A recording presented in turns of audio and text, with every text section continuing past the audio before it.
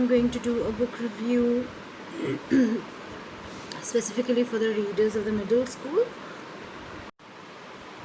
I think these are the years when generally people develop their reading habits. I also became an avid reader when I was in my middle school. I started reading when I was in my, I think, fifth or sixth grade. And today I'm going to do a book review on a very nice book. I mean, like, it is an epic in India, the Ramayana. But this version is by great writer R.K. Narayan. So the writer, Mr. R.K. Narayanan, doesn't need any introduction because he is, I think, every child's friend, because we have been reading his books from a very young time, especially Swami and his friends, Malgudi Days. And then he has also written a lot of books like Mr. Sampath, then The Dark Room, and The Bachelor of Arts. Like, there are so many, The English Teacher. So there's so many of them we have already read, right? So today I'm going to do a review of his book, which he actually wrote in 1971. His first print was done in USA by the Viking Penguin publishers, and the version that I'm using is the 2016 version. Okay, so this 2016 version is basically a gift to me from the company called Paperboat. And this Paperboat, I hope you must be knowing, Paperboat is a drink, and this came as a Diwali gift last year. So I wanted to do this review on this book because this is a very nice book for all the middle schoolers. And so this entire book, which has been printed in 2016, is a very good read for the students. It has been divided into 171 pages, and the last page of the book includes the glossary. I would like to show that to you. Glossary, the page that we can use it as a reference for the word and meanings, difficult words which are being used in the book. And this entire book is divided into 14 chapters, and 14 chapters will be I'll like to read it from here. Just a second. Yeah. So it generally talks about the introduction, and then there is a list of characters. Now all the characters of Ramayana is a very great epic for India, and we have been deriving a lot of inspiration from this particular epic. So all the characters play some sort of a philosophical thought for us to understand that how to behave, how to carry out ourselves, what to do and what not to do. So Ramayana can also be a very good guide for us. So Ramayana, the prologue is written, right? And then there are the chapters, like how Rama's initiation as a young boy towards his life that is given. So in this book, the main thing that I would like to remind you is that his childhood has not been included. So they have started the book from his youth, right? From where he starts his life. He looks for his wife. How Guru Vishwamitra asks the king Dashrath to allow his sons to accompany him for various tasks, and en route where he has been selected as a groom by Sita. And when he comes back, the second chapter covers the wedding.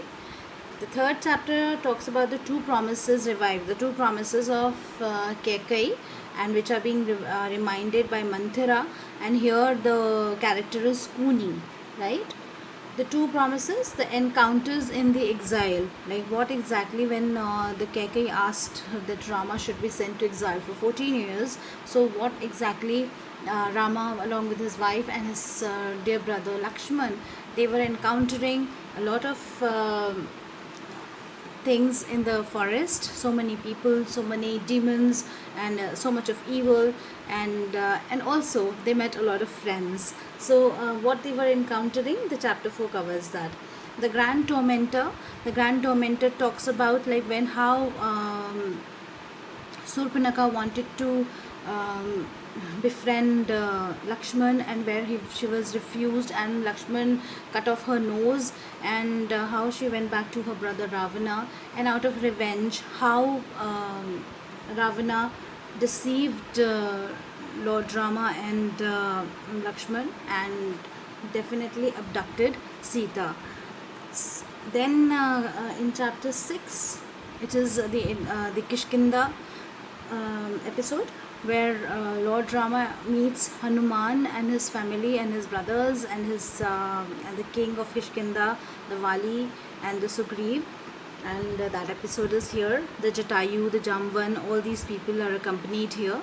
And when the rains cease, like this is the chapter where how they are planning to move to Sri Lanka, to Lanka, and fight Ravana and bring back Sita.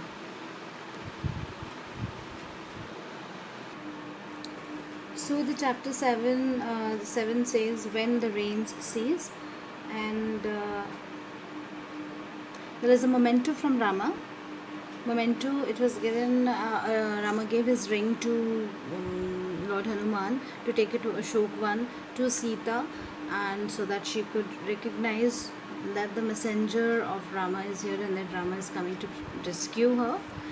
And then when all was set, all the armies were set, and Rama was ready to fight, Ravana went into a council with his ministers. Some of the ministers were in agreement with Ravan, but his own brother Vibhishana was against it, and he wanted that Ravana should not take any drastic step and release Sita peacefully without a war. But Ravana, since he was an egoistic person, he didn't want to step down from what he had done. So he wanted to actually fight Rama, and he definitely chose not to listen to Vibhishana. So Vibhishana was very angry, so he left his brother's side and went to meet Lord Rama to support him. And then across the ocean, when Vibhishana wanted to meet Lord Rama, and he was there at the edge of the ocean and trying to gather his army, Vibhishana went there and met him and explained his side. Initially, everybody in the Rama's camp thought that he was another person from Ravana's side, and he's come to deceive one another. But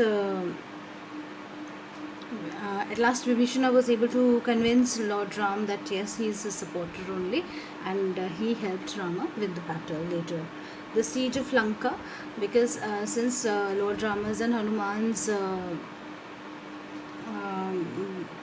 entire army was of monkeys, and so it was very easy for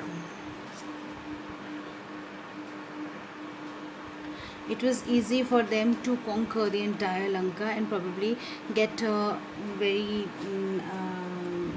great hold of the entire city. And then it was a war. The chapter 12 talks about the war between Rama and in battle. And then there is an interlude in which they actually rescue Sita, but then Rama is not ready to accept her, since in Indian culture maybe it is there that if a woman is staying in another man's house for a longer period of time, she is not considered as pure. So she had to undergo a fire test or an Agni test, which I think for every woman it becomes a very big question on her dignity. And then last thing is the coronation. The coronation is the putting king on the throne and putting a crown on the king's head, that ceremony. Now since Rama was sent into exile, and Dasharatha, after Rama returned to Ayodhya, then Dashrath had apologized to him, but Rama also said that it was not Kaikeyi's mistake to send send him to exile. It was because that he had taken an immediate decision about taking on the throne without thinking or considering about his other brothers and lineage. So that is where he was. He felt that he should forgive Kaikeyi and she should not be put to any further torment. And they also go and meet his brother Bharat, who did not accept the throne even after his brother was sent to exile. He left to a place called Nandigram, and he kept the sandals of Lord Rama on the throne and always worshipped it. That is a true love of a brother that is being portrayed. and then it is about that how this particular epic impacts everybody's life in today's world. So this is a beautiful book, and this is in paperback. Paperback means that the covers are of paper, not of any hard cardboard. And this has been published by Penguin. Here you can see the Penguin sign, and even here it is given Penguin Books India.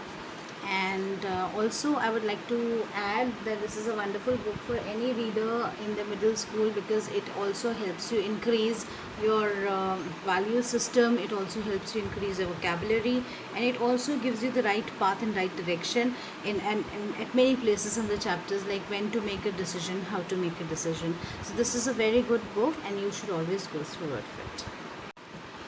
This is the title page of Ramayana, right? And you can see, I mean, probably I think you're seeing it in the reverse manner, but it says that it is the work of modern prose version of the Indian epic Ramayana, and it has been written by Mr. R.K. Narayan, and suggested by the Tamil version of Kamban. Now, Kamban was one of the persons who had translated Ramayana in Tamil, and he had written the actual Ramayana consists of 24,000 stanzas, and Kamban's version of Ramayana in Tamil has about over 11,000 stanzas. So R.K. Narayan was inspired by the Kamban version of Ramayana, and that is how he wrote this book, right?